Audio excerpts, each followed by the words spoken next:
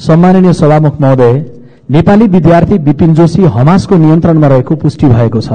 Qatar सरकार मार्फत कुरा गरेर उनलाई उद्धार गर्न सकिने सम्भावना औल्याइएका छन्। यो प्रक्रियामा गम्भीर पहल कदमी गर्न सभामुख मार्फत म सम्माननीय प्रधानमन्त्री र माननीय परराष्ट्र मन्त्रीको गम्भीर ध्यानाकर्षण गराउँदछु। सभामुख महोदय, भारत, बंगलादेश र भुटान 3 देशसँग निकटमा रहेको हाम्रो एकमात्र सीमा नाका काँकडभिट्टा हो। कोभिडको बेला बन्द भएका वीरगञ्ज, नेपालगञ्ज लगायतका नाका खुला भइसकेका छन्, तर भारतीय अभ्यागमनले पर्यटकको इन्ट्री र एक्जिटलाई खुला नगरेका कारण काँकडभिट्टा नाकामा भने पर्यटक आवागमनमा अवरोध जारी छ। यसले त्यहाँको होटल, यातायात अनि समग्र पर्यटन र समग्र व्यवसायमा असर परिरहेको छ। स्थानीय व्यवसायीहरू गम्भीर मर्कामा परेका छन्। सरकारले अविलम्ब भारत सरकारसँग संवाद गरेर काँकडभिट्टा नाका सुचारू गर्ने व्यवस्था मिलाउन म सम्माननीय सभामुख महोदय मार्फत नेपाल सरकार समक्ष आग्रह गर्दछु। धन्यवाद। जय नेपाल। नेपालमा अहिले चाडपर्वको माहौल चलिरहेको छ। यस समयमा स्वाभाविक रूपमै बजार चलायमान हुनुपर्ने हो, तर दुःखका साथ भन्नुपर्छ, व्यवसायीहरूबाट आएको गुनासो अनुसार यसपटकको व्यापार व्यवसाय निकै सुस्त छ। व्यवसाय घाटा गएकै कारण मुलुकभर झण्डै 50% व्यावसायिक सटर खाली रहेको नेपाल राष्ट्रिय व्यवसायी महासंघले जनाएको छ। व्यवसायीले आफ्नो सामान बेच्न सकेका छैनन्, उपभोक्ताले महँगी बढेर सामान किन्न सकिरहेका छैनन्। यस बीचमा चिनी, जीरा, दाल जस्ता खाद्य वस्तुको महँगी उस्तै आकाशिएको छ। यस्ता विषय सम्बोधन गर्न दीर्घकालीन योजना बनाउने सवालमा सरकार चुकेकै हो, तर सरकार आफैले गरेका अल्पकालीन निर्णयहरू समेत कार्यान्वयन गराउन नसक्नुमा सरकारको अकर्मण्यता देखिन्छ। उदाहरण दिन चाहन्छु, भारतबाट रु 100 भन्दा बढीको सामान लिएर आउँदा भन्सार लाग्ने निर्णय भएको थियो, तर कार्यान्वयन भएन। फलस्वरूप यसपालिको दशैंमा सीमावर्ती बजारमा नेपाली उपभोक्ताको खचाखच भिड हुँदा नेपाली बजार भने सुनसान देखियो। सरकार चाडपर्वमा जनता खुसी हुनुपर्ने हो, तर जनतामा रुन्चे आँसु देखिरहेको छ। त्यसैले सम्माननीय सभामुख मार्फत सरकारसँग अनुरोध गर्न चाहन्छु, यो महँगी बीच जनता र व्यवसायीलाई राहत आवास गराउन सरकार। सम्माननीय सभामुख महोदय, आरती शाहको मृत्यु प्रकरण झन पेचिलो बन्दै गएको छ। उक्त घटनाको विषयमा अदालतमा प्रवेश गरिसकेको जति विषय वस्तुमा म प्रवेश गर्न चाहन्न, तर मृतकका परिवारले न्याय माग्ने क्रममा प्रहरी कर्मचारीले मृतकको बहिनीको संवेदनशील अङ्गमा गम्भीर चोट पुर्याई कुटपिट गरेको र माइती घर मण्डलामा न्याय माग्न अनसनमा बसेको मृतकका आमा तथा अन्य आफन्तहरूलाई प्रहरीले दुर्व्यवहार गरेको कार्यको भने म घोर भत्सना गर्न चाहन्छु। उक्त प्रहरी दमनबाट आम नेपाली महिलाहरूको आत्मसम्मानमा चोट परेको हुँदा तत्काल उक्त घटनाको सम्बन्धमा छानबिन समिति गठन गरियोस् भनी म नेपाल सरकारसँग माग गर्दछु। धन्यवाद। सम्माननीय सभामुख महोदय, सुनसरी जिल्लामा अवस्थित प्रसिद्ध मन्दिर 12 क्षेत्र जहाँ ठूलो संख्यामा दर्शन अभिलाषीहरू उपस्थित हुने गर्दछन्। केवल नेपालको मात्र होइन, छिमेकी मित्र राष्ट्र भारतका दर्शन अभिलाषीहरू पनि त्यहाँ उपस्थित हुने गर्दछन्। तर चतरा कोशी पुलदेखि मन्दिरसम्म करिब 3 किलोमिटर बाटोको अवस्था दयनीय भएको कारणले गर्दाखेरि त्यहाँ आउने दर्शन अभिलाषी र स्थानीय जनताले धेरै कठिनाई भोगिरहनु परेको अवस्था छ। तसर्थ सम्माननीय सभामुख मार्फत यो समस्याको समाधान यथाशीघ्र गरेर त्यो क्षेत्रको विकासका निमित्त सरकारको ध्यान जाओस् भन्ने कुरा म राख्न चाहन्छु। धन्यवाद। सम्माननीय सभामुख महोदय, कमैया प्रथा अन्त्य भएको धेरै वर्ष भइसक्यो, तर मुक्त कमैयाहरूको लागि आवासको उचित व्यवस्था हुन सकेको छैन। म टिकापुर र लम्कीझुवाका मुक्त कमैयाहरूले चुनावमा लाल पूर्जा दिलाइदिन्छु भनेर भोट मागेर निर्वाचित तीनै तहका सरकारका जनप्रतिनिधिलाई चुनावको बेला बोलेको र बोकेको एजेन्डा स्मरण गराइदिनु भनेर मलाई ज्ञापन पत्र दिनुभएको थियो। त्यो म यहाँ गुन्डाउन चाहन्छु। सभामुख महोदय मार्फत लाल पूर्जाको सपना बाँड्ने जनप्रतिनिधि र पटक पटक सरकारको नेतृत्व गर्नेलाई सोध्न चाहन्छु, के त्यो साँच्चै नै पूरा गर्न सक्ने बाचा थियो कि चुनाव जित्ने एउटा भर्याङ मात्रै थियो? संविधानको धारा 37ले आवासको हकलाई मौलिक हकको रूपमा स्थापित गरेको छ सभामुख महोदय, तर आवासको हकको लागि लाल पूर्जा नै बाँड्नुपर्छ भन्ने लोक रेजाइको बाटोबाट भाष्यबाट माथि उठ्ने हो भने मुक्त कमैयाहरूको लागि गर्नुपर्ने काम कर्तव्य यो सरकारले निभाएको छैन। त्यसको लागि म जोरदार माग गर्दछु। धन्यवाद। सम्माननीय सभामुख महोदय, भर्खरै सकिएको दशैं कसैको लागि खुशी र उत्सव बन्यो होला, तर अधिकांश नागरिकको लागि यो दशैं दशा बन्न पुगेको छ। हजारौं क्विन्टल चिनी बरामद गर्दाखेरि पनि नागरिकले सुपथ मूल्यमा चिनी नपाएका कारण घण्टौं लाइनमा उभिने स्थिति बन्यो। सरकार मौन बसेको छ। अब आउँदै गरेको तिहार चाडपर्वमा चिनीको अति आवश्यकता पर्ने भएको कारणले गर्दा नेपाल सरकारको ध्यान आकर्षण गराउन चाहन्छु कि जनतालाई सुपथ मूल्यमा चिनी उपलब्ध गराइयोस्। त्यसैगरी डीटीसी र चिसान केन्द्रले दूध लिन नमानेको कारण लाखौं लिटर दूध फ्याँक्न पुगे, तैपनि सरकार मौन बसेका छन् किन? त्यसैले सरकार एउटा जनताको लागि असल अभिभावक बन्नको लागि विशेष निवेदन गर्न चाहन्छु। धन्यवाद। सभामुख महोदय, मैले यो संसदमा पहिलो पटक आउँदा पनि भनेको थिएँ र आज वर्ष अधिवेशनको अन्तिम दिन पनि भन्दैछु, खास गरी सडक पूर्वाधारसँग सम्बन्धित विषयलाई पटक पटक उठाउँदै आएको छु। प्युठानलाई बागलुङसँग जोड्ने बागदुला मच्छी ठुलाबेसी भीमगिठे 71 किलोमिटर सडकको निर्माण विगत 10 वर्षदेखि अल्पत्र हुँदै आएको छ। यसले सिङ्गो जिल्लालाई भुक्तमान बेहोर्न बाध्य पारेको छ। यसको नयाँ ठेक्का लगाउनेतर्फ मन्त्रालय र सम्बन्धित निकायले किन तदारुकता देखाउन नसकेको हो? बजेटको स्रोत सुनिश्चित भएका यस्ता आयोजनाको ठेक्का अविलम्ब लगाई निर्माण कार्य अघि बढाउन जोरदार माग गर्दछु। साथै सिमलटारी सौतमारे मच्छी 31.8 किलोमिटर सडक खण्डको मदन भण्डारी राष्ट्रिय राजमार्ग निर्माणको ठेक्का लगाइसकेपछि पनि किन फटाफट काम हुन सकेको छैन? किन ढिला भइरहेको छ? सभामुख महोदय मार्फत भौतिक योजना मन्त्रालय, भौतिक पूर्वाधार मन्त्रालय र सम्बन्धित आयोजना निर्देशनालयको गम्भीर रूपमा ध्यानाकर्षण गराउन चाहन्छु। धन्यवाद। हामी दोस्रो अधिवेशनको करिब अन्त्यमा छौं। म यतिखेर सम्माननीय सभामुखज्यू मार्फत हामी सबै एकपल्ट नेपाल आमालाई सम्झेर नेपाली जनतालाई तर्फ फर्केर आफू फर्कौं र हाम्रो प्रतिनिधि सभा परिवार सहित सबैले एकपल्ट आफ्नो कामको आत्मसमीक्षा गरौं, म हार्दिक आग्रह गर्दछु। यसैगरी गोर्खाको च्याङ्लीमा कृषि क्याम्पस सञ्चालन गर्ने निर्णय 73 देखि भएर पनि अहिलेसम्म त्यो निर्णय लागू भएको छैन। अविलम्ब सम्बन्धित मन्त्रालय र सम्बन्धित विश्वविद्यालयले यही शैक्षिक वर्षदेखि क्याम्पस सञ्चालन गर्ने गरी आवश्यक व्यवस्था मिलाउन सम्माननीय सभामुखज्यू मार्फत हार्दिक आग्रह गर्दछु। धन्यवाद।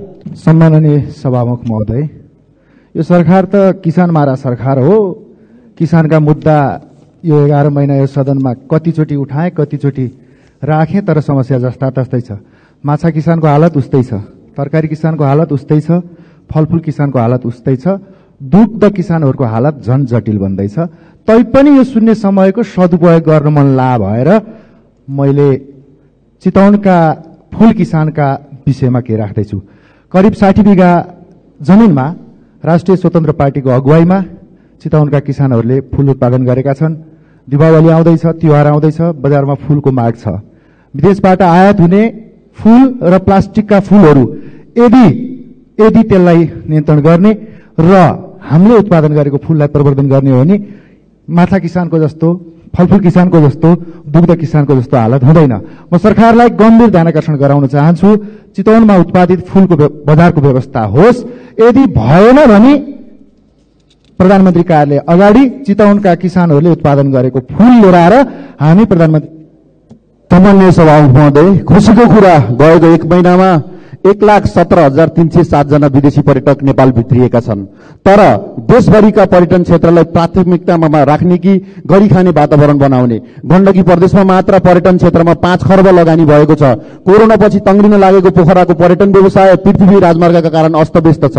203 वटा ट्राभल एजेन्सी, 159 वटा ट्रेकिङ एजेन्सी, 65 वटा प्याराग्लाइडिङ, 341 वटा होमस्टे, 42 वटा मनी चेन्जर, 3 वटा अल्ट्रालाइट कम्पनी, 12 वटा राफ्टिङ एजेन्सी, 115 वटा ट्रेकिङ इक्विपमेन्ट पसल गरी 10,600 व्यवसायी संलग्न छन्। निजी क्षेत्रबाट 700 वटा पर्यटकीय स्तरका होटल, 40,000 बेड संख्यामा रहेको 150 वटा रेस्टुरेन्ट, 75,000 जनालाई रोजगारी दिइरहेको क्षेत्रको बेहाल छ।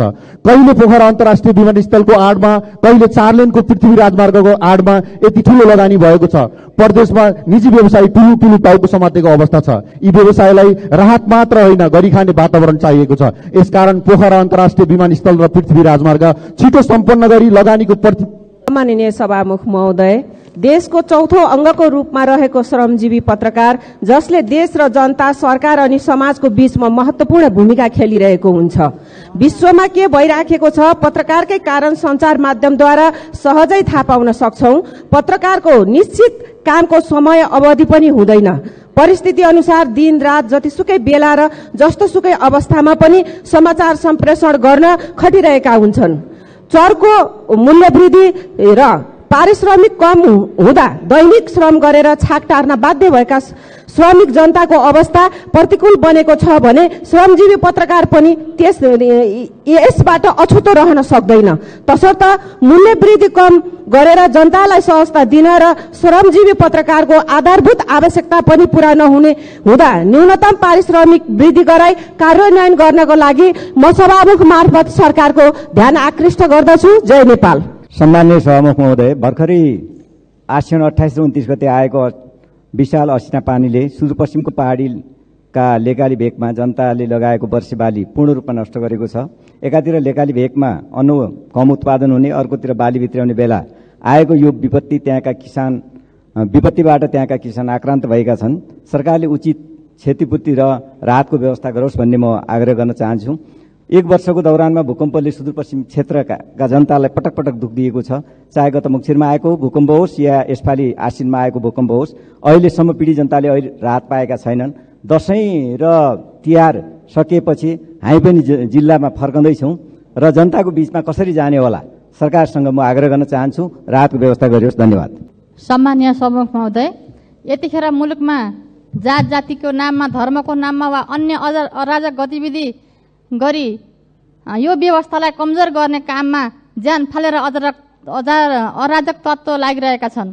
यतिखेर दुर्गा प्रसाद जस्ता अराजक भिडले प्रमुख प्रतिपक्ष दलको नेता पूर्व प्रधानमन्त्री केपी शर्मा ओलीको कम्बोडियामा टेलिकममा लगानी छ भन्दै भ्रम सर्ने काम गरिरहेका छन्।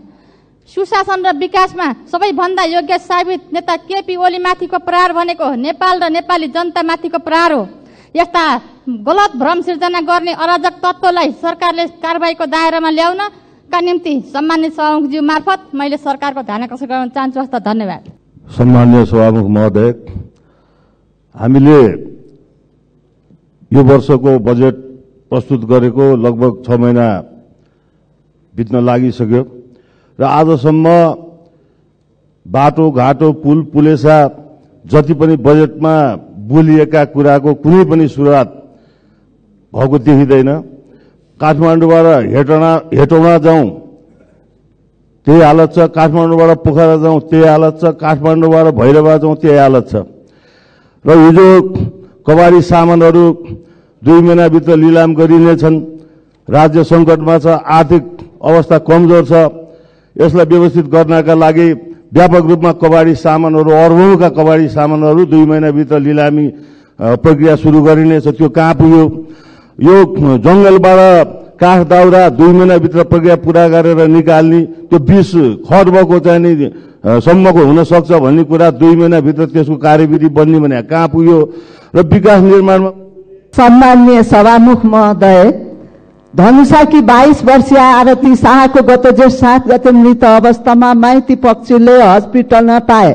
घर पक्षले झुन्डेर मरेको भने तापनि नील दामहरू हेर्दा सबैले मारेको भन्ने थाहा पाउने कुरा भयो। माइती पक्षले किटानी साथ प्रहरीमा आरतीका ससुरा श्रीमान लगायतलाई पटक पटक जाहेरी दर्ता गर्न खोज्दा प्रहरीले किन दर्ता गर्न मानेनन्? प्रहरी भनेको नारीको लागि होइन र?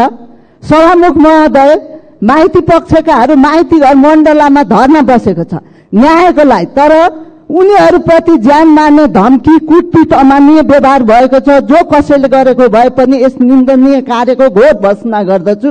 दाइजोको कारणले ज्यान गुमाएकी आरती शाहको लागि न्यायको माग गर्दछु।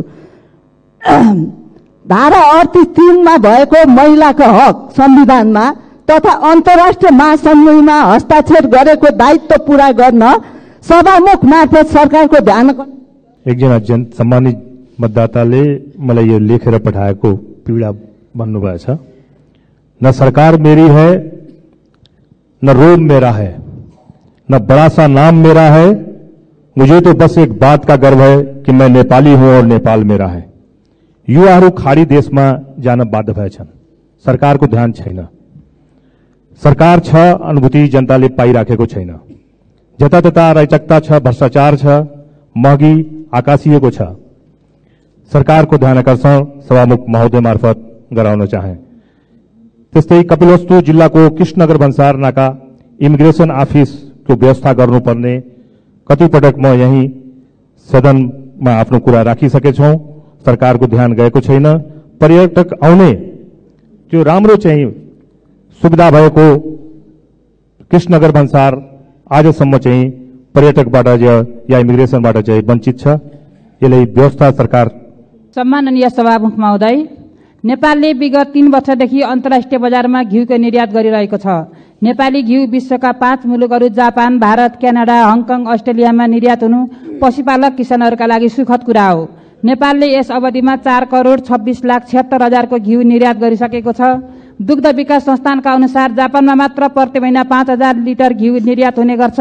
यसरी स्वतस्फूर्त रूपमा नेपाली दुग्ध पदार्थ र त्यसमाथि घिउको माग अन्तर्राष्ट्रिय बजारमा बढ़िरहेको अवस्थामा नेपाल सरकारले विशेष योजनाका साथ स्थानीय प्रजातिका चौपायाहरूबाट घिउ उत्पादन र ब्रान्डिङ समेत गरी अगाडि बढेमा नेपाली पशुपालक किसानहरूको सम्भावनाको ढोका सजिलै खुल्न सक्छ। अत नेपाल सरकारले कृषि मैत्री नीति निर्माण गरी पशुपालक किसानहरूलाई आवश्यक सुविधाहरू उपलब्ध गराएमा मात्र किसानहरू पशुपालनतर्फ आकर्षित हुने भएकोले सोको व्यवस्थापन गर्न सरकारको ध्यान आकर्षण गराउँछु। धन्यवाद। सम्माननीय सभामुख महोदय, बजारमा चिनी छैन। चिनी लगायत सबै खाद्य वस्तुहरूको भाव आकाशिएको छ।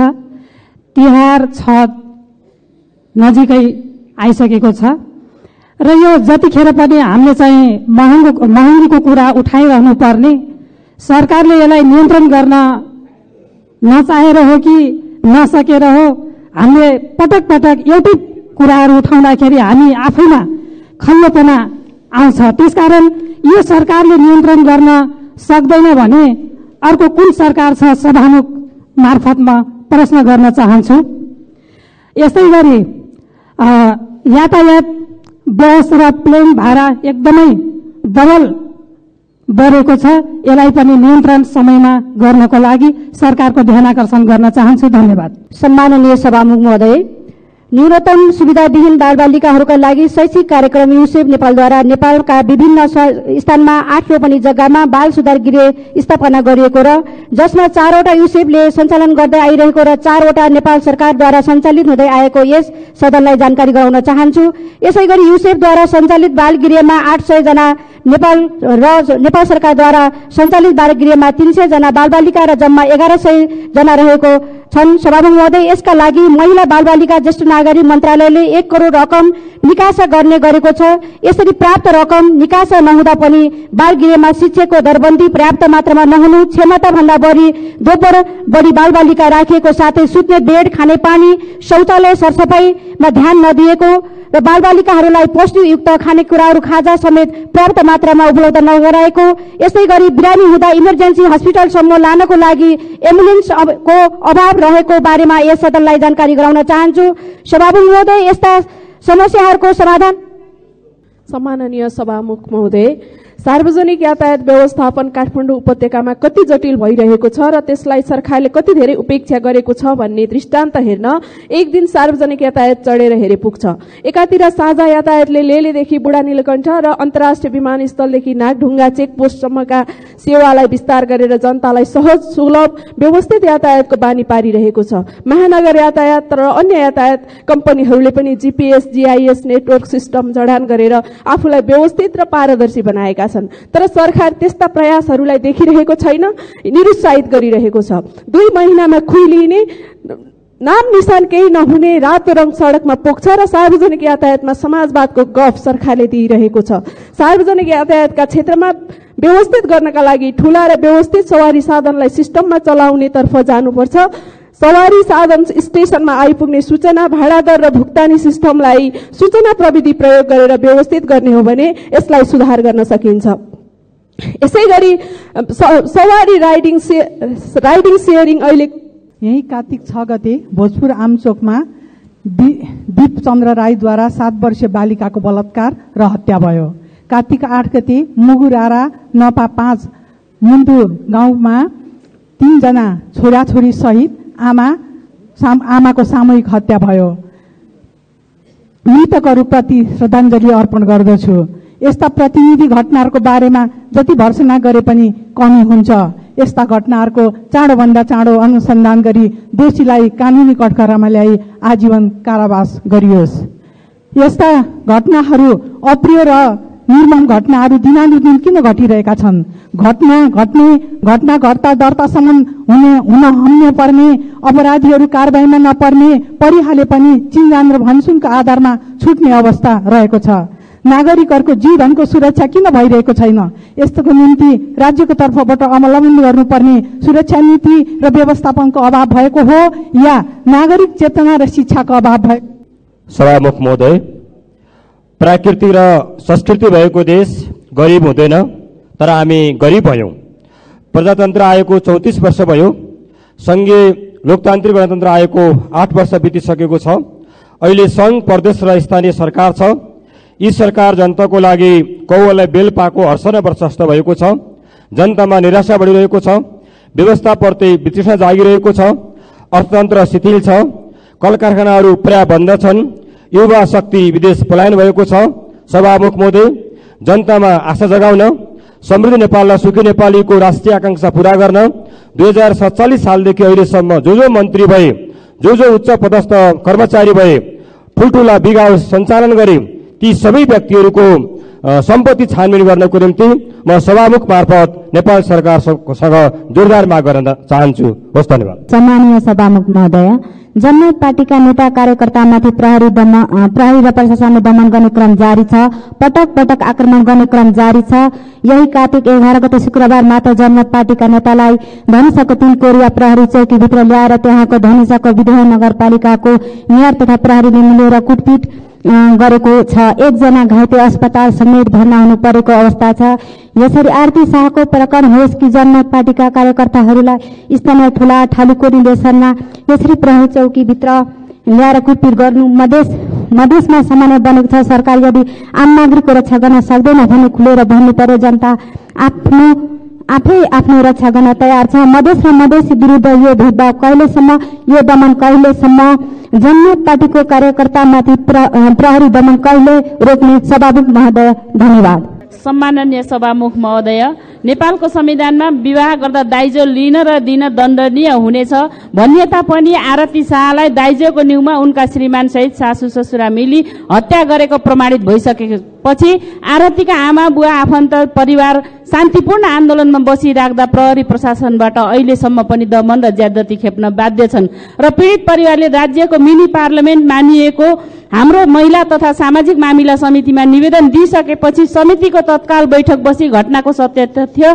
सार्वजनिक गर्दै दोषीलाई कारबाही र पीडितलाई न्यायको निम्ति निर्णय गरी गृह मन्त्रालयमा पत्र पठाइयो। तर पत्रको व्यवस्था गरेपछि समितिका सभापति र सदस्यहरू गएर ध्यानाकर्षण गर्दा पनि अहिलेसम्म कुनै ठोस जानकारी आउन सकेन र अहिले पनि प्रशासनले पीडित परिवारलाई मानसिक तनाव दिइरहेको अवस्था छ।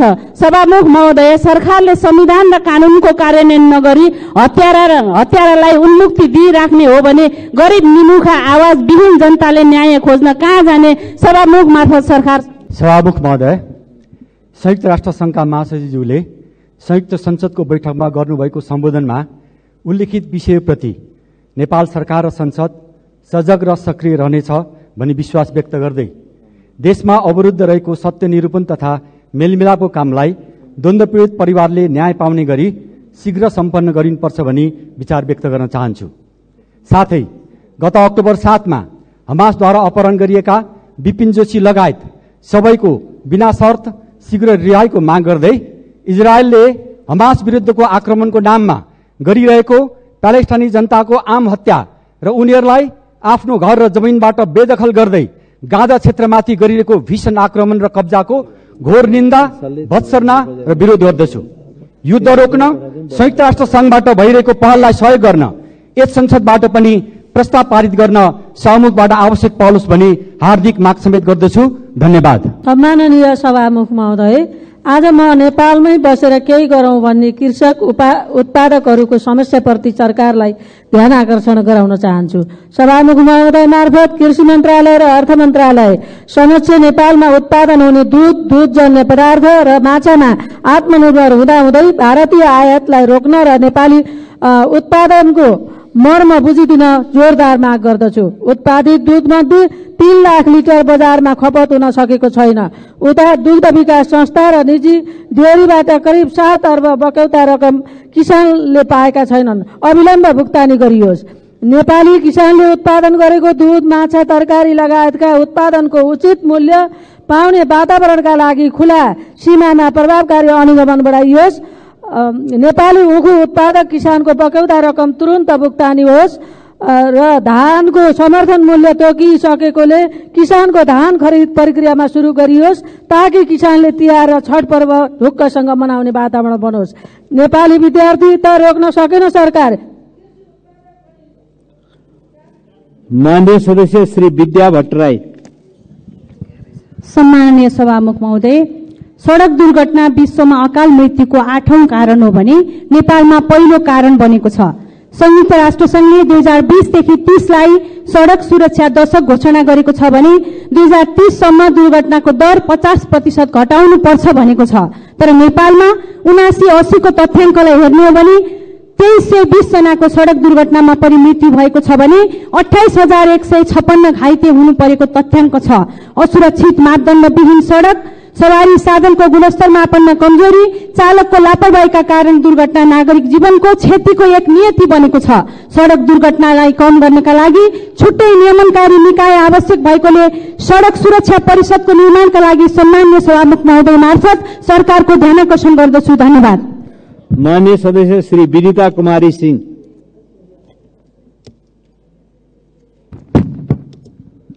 सम्माननीय सभामुख महोदय, माइतीघर मण्डेलामा आरती शाहको न्यायको लागि उहाँको आफन्त परिवार तथा आन्दोलनकारीहरू घाम, वर्षा र हावाहुरी छल्दै खुला आकाश मुनि दिनरात काट्ने गरेका छन्।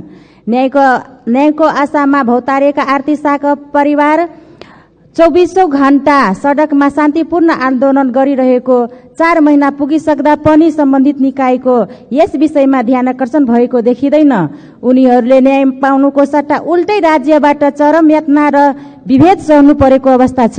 त्यसैले उहाँहरूलाई छिटोभन्दा छिटो न्याय दिलाउनको लागि सभामुख मार्फत सरकारलाई ध्यान आकर्षण गराउन चाहन्छु। हस्त, धन्यवाद। माननीय सदस्य श्री बिना लामा। माननीय सदस्य श्री श्याम कुमार घिमिरे।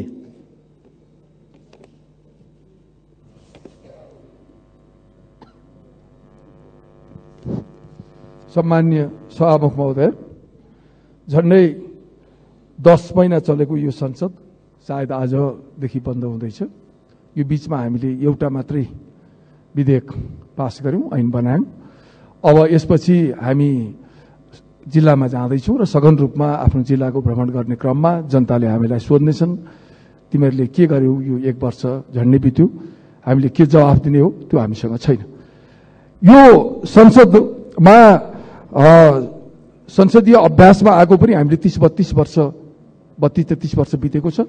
तर हामीले संसदलाई कति प्रभावकारी ढंगले सञ्चालन गर्न सक्यौं, जनतामा संसदप्रति कति आस्था सिर्जना गर्न सक्यौं, गम्भीर प्रश्न छन्। अहिले पनि विचाराधीन रहेका थुप्रै विधेयकहरू संसदमा आउन सकेनन्, प्रस्तुत हुन सकेनन्। धन्यवाद।